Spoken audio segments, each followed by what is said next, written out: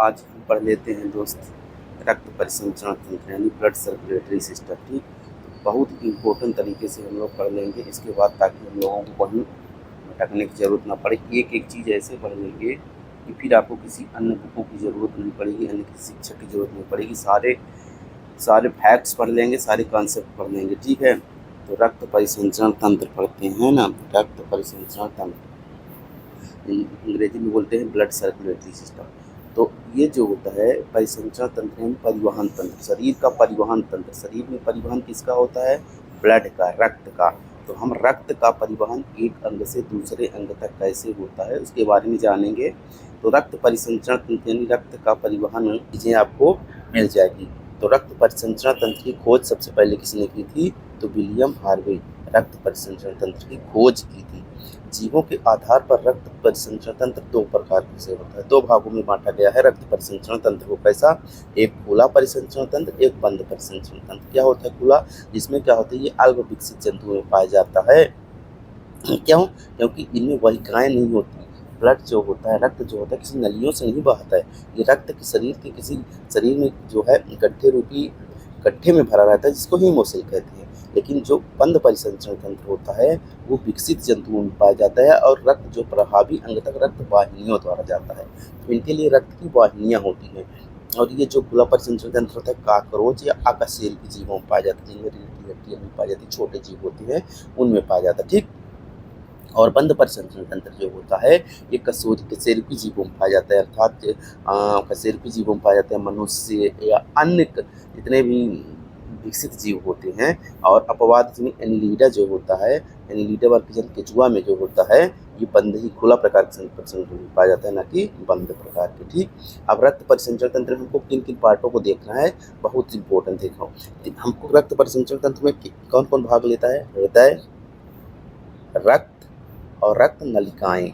हृदय क्या करता है? ब्लड को पंप करता है। तो आज हम हृदय के बारे में जान लेते हैं पूरी तरह से डिटेल से। फिर रक्त ब्लड के बारे में जानेंगे और रक्त नलिकाओं के बारे में जानेंगे। बस इतना इसमें पढ़ना होता है, फिर इसके बाद आपको कहीं भटकने की जरूरत नहीं पड़ेगी। ठीक, तो हृदय क्या होता है? देख दोस्त, हृदय हृदय जो होता है ये क्या होता है? वजन कितना होता है इसका? लगभग 300 ग्राम। औसत वजन कितना होता है? 300 ग्राम। आकार क्या होता है? मुट्ठी के आकार का। ठीक, और स्थिति कहाँ होती है? फेफड़ों के बीच में कुछ बाईं ओर, फेफड़ों के बीच कुछ बाईं ओर एक झिल्ली नुमा थैली में पेरिकार्डियल द्रव द्वारा सुरक्षित रहती है। तो कौन सा द्रव पाया जाता है हृदय में?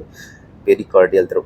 स्टर्नम हड्डी के पीछे 2 और 6 जो पसली होती है, हम लोग पढ़ाए थे ना 2 और 6 पसली।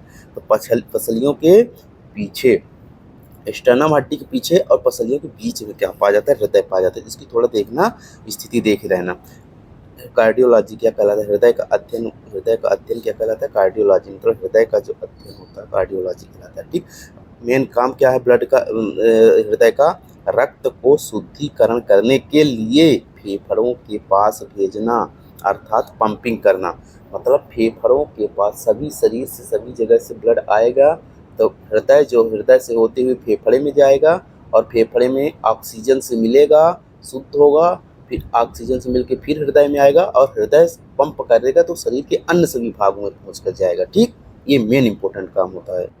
अब थोड़ा हृदय की संरचना देख लेते हैं, और इसको अगर समझ लेंगे तो हृदय का काम समाप्त हो जाएगा। मतलब हर तरह से क्वेश्चन आप कर पाओगे। तो क्या होता है? सबसे पहले देखो, हृदय में 4 कोष्ठ होते हैं, 1 2 3 4। तो इधर वाला भाग दायां भाग, और इधर वाला भाग बायां भाग। ठीक, तो ऊपर वाले दाएं भाग को दायां अलिंद कहते हैं, और नीचे वाले को दायां निलय। ऐसे इधर बाएं वाले भाग के ऊपर वाले को बायां आलिंद और बायां निलय। तो 4 पार्ट होता है, इसको ध्यान रखना होता है।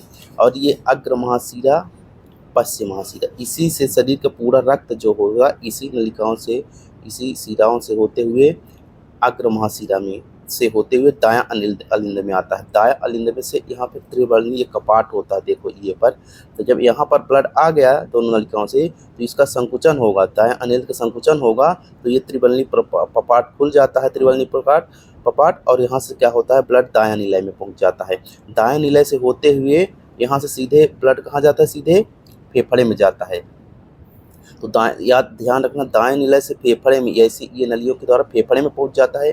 फेफड़ों में ब्लड ऑक्सीजन से मिलता है, और शुद्ध होता है, और यही ब्लड से होते हुए कहाँ पर आ जाता है, बायां अलिंद में आ जाता है। ठीक, मतलब ऑक्सीजन युक्त रक्त कहाँ आया पहले, सबसे पहले बायां अलिंद में, फिर इसके बाद द्विबलनी कपाट और अर्धचंद्राकार कपाट पाए जाते हैं। तो इसके संकुचन से फिर कहाँ होता है, बायां निलय में आ जाता है, और बायां निलय से क्या होता है, फिर से जो है शरीर, पूरे शरीर में ब्लड, शुद्ध ब्लड पहुंच जाता है। तो बस इस प्रक्रिया को हम इतना ध्यान रखना, अशुद्ध रक्त किस में पाया जाता है, अलिंद में, और शुद्ध रक्त किस में पाया जाता है, निलय में।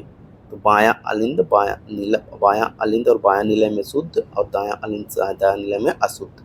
इतना ध्यान रखना, ये क्वेश्चन पूछता है। और इसकी क्रिया विधि जो हमने समझाया वही आपको पढ़ना है। शरीर में शुद्ध रक्त एकत्र होगा, पश्चिम दाएं अलिंद में पहुंचता है, संकुचन होता है त्रिगणिक मोड से, पाल्मोनरी धमनी से होता हुआ ऐसे पहुंच जाता है। तो ये वही चीज़ हमने जो समझाया, बस उतना ही समझा, इससे ज़्यादा कुछ नहीं होता। अब इसको इंपॉर्टेंट चीज़ पढ़ लो, हृदय की धड़कन क्या होती है। तो हृदय का संकुचन और शिथिलन दो चीज़ होती है। हृदय संकुचित होता है, शिथिलित होता है, मतलब अंदर बाहर होता है। इसीलिए जो है ब्लड प्रेशर मतलब प्रेशर ब्लड का बढ़ता है और शरीर के हर जगह पहुंचता है। तो संकुचन को क्या कहते हैं, सिस्टोल, और शिथिलन को क्या कहते हैं, डायस्टोल। ये भी क्वेश्चन आपको मिलेगा। ऐसे नोड जो होता है सारी सिनो ऑरिकल नोड, ये इसे प्राकृतिक पेसमेकर कहते हैं। इसमें एक नोड होता है जो कि यहाँ पर हृदय में नोड दो होते हैं, यहाँ पर होता है नोड, तो उसे सारिकल नोड कहते हैं। इसे प्राकृतिक पेसमेकर क्यों कहते हैं, क्योंकि ये हृदय की धड़कन का जो धड़कन इसके द्वारा होती है। और दो धड़कनों के बीच कितना समय होता है, ये ध्यान रखना, दो धड़कनों के बीच केवल 0.8 सेकंड का समय लगता है। क्वेश्चन है, इंपॉर्टेंट है, पढ़ना है इसको। हृदय धड़कन को नियंत्रित करने वाला हार्मोन्स क्या होता है, हृदय धड़कन के लिए कौन से हार्मोन जिम्मेदार है, थायरॉक्सिन और एड्रेनलिन हार्मोन्स। हृदय धड़कन को स्वचालित क्रिया को मस्तिष्क के कौन से नियंत्रित करते हैं, मेडुला ऑब्लांगेटा। हृदय के लिए ये तीन क्वेश्चन बहुत ही इंपॉर्टेंट है, यही क्वेश्चन बार बार पूछते हैं। संकुचन किया वो क्या कहते हैं, सिस्टोल कहते हैं। और शुद्ध रक्त कहाँ होता है, अशुद्ध रक्त कहाँ होता है, बस यही चीज़ें पूछता है। और कृत्रिम, ये देखो, ऐसे नोड को प्राकृतिक पेसमेकर कहते हैं, तो फिर कृत्रिम पेसमेकर कहते हैं जब हृदय की गति सामान्य अवस्था में नहीं रहती, हृदय की गति से धड़कन सामान्य अवस्था में नहीं चलती, तो कृत्रिम रूप से ऐसे नोड में एक बैटरी लगा दी जाती है, जिसको हम कृत्रिम पेसमेकर कहते हैं। ये ऐसे नोड में ही लगता है। ठीक, अब थोड़ा और, हृदयाघात। अब देख लेते हैं हृदयाघात क्या होता है। हृदयाघात मतलब धमनी एवं शिरा में फैट जमने के कारण, वसा जमने के कारण संचरण नहीं हो पाता, ब्लड का संचरण नहीं हो पाता, तो रक्त सीधे हृदय में लौट जाता है, और इसे हृदयाघात या हार्ट अटैक कहते हैं। बस इतने क्वेश्चन और पढ़ लेते हैं। हृदय की गति को नियंत्रित कौन करता है, पेसमेकर। पढ़े हैं। हृदय के संकुचन को क्या कहते हैं, सिस्टोल कहते हैं। रक्तचाप किससे मापा जाता है, ब्लड प्रेशर, स्फिग्मोमैनोमीटर। हृदय में कितने कक्ष होते हैं, 4। मानव हृदय कोश में फेफड़ों से प्रचुर ऑक्सीजन युक्त रक्त कहाँ होता है, बायां अलिंद में। बस यार, हृदय से आप, इससे ज़्यादा आपको कुछ नहीं पढ़ना है। हृदय से आप फुर्सत हो चुके हो। अब हम पढ़ लेंगे ब्लड, और उसके बाद रक्तवाहिनियाँ पढ़ेंगे। मज़ा आ जाएगा, एकदम इम्पोर्टेंट क्वेश्चन, सब कुछ एक ही जगह मिल जाएगा दोस्त। पढ़ते रहो, सब कुछ सही हो जाएगा।